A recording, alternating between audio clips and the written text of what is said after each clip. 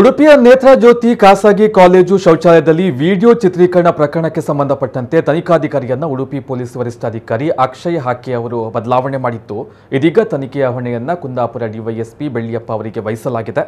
Malpe circle inspector Manjunath Gowda ಅವರು ಇದುವರೆಗೆ ತನಿಖಾಧಿಕಾರಿಯಾಗಿದ್ದರು. ತನಿಖಾಧಿಕಾರಿಯನ್ನ ಬದಲು ಮಾಡಿ ಎಂದು ಎಬಿವಿಪಿ ಬಿಜೆಪಿ ಒತ್ತಡ ಹೇರಿತ್ತು. ಪೊಲೀಸರು ಎಫ್ಐಆರ್ ದಾಖಲು ಮಾಡಲು ವಿಳಂಬ ಮಾಡಿದ್ದಾರೆ ಎಂದು ಸಾಮಾಜಿಕ ಜಾಲತಾಣಗಳಲ್ಲಿ ಬಹಳ ಆಕ್ರೋಶ ವ್ಯಕ್ತವಾಗಿತ್ತು. ಈ ಹಿನ್ನೆಲೆಯಲ್ಲಿ ಕುಂದಾಪುರ ಡಿವೈಎಸ್ಪಿ ಬೆಳ್ಳಿಯಪ್ಪ ಅವರಿಗೆ ತನಿಖೆಯ ಜವಾಬ್ದಾರಿಯನ್ನು ನೀಡಲಾಗಿದೆ. ಮಹಿಳೆಯರಿಗೆ ಸಂಬಂಧಿಸಿದ ಪ್ರಕರಣ ಆಗಿರುವುದರಿಂದ ವಿದ್ಯಾರ್ಥಿನಿಯರು ಕಾಲೇಜು ಸಿಬ್ಬಂದಿ ಹೇಳಿಕೆಯನ್ನ ದಾಖಲಿಸಲು ಸುಲಭವಾಗುವಂತೆ ತನಿಖಾ ತಂಡದಲ್ಲಿ ಹೆಚ್ಚುವರಿ ಮಹಿಳಾ ಪೊಲೀಸ್ ಸಿಬ್ಬಂದಿಯನ್ನ ನೇಮಿಸಲು ಉಡುಪಿ ಎಸ್ಪಿ ಅಕ್ಷಯ್ ನಿರ್ಧರಿಸಿದ್ದಾರೆ. ಉಡುಪಿ ವಿಡಿಯೋ ಚಿತ್ರೀಕರಣ ಪ್ರಕರಣಕ್ಕೆ ಸಂಬಂಧಪಟ್ಟಂತೆ ಬಿಜೆಪಿಯ ಪ್ರತಿಭಟನೆ ನಡೆಸ್ತಾ ಇದೆ.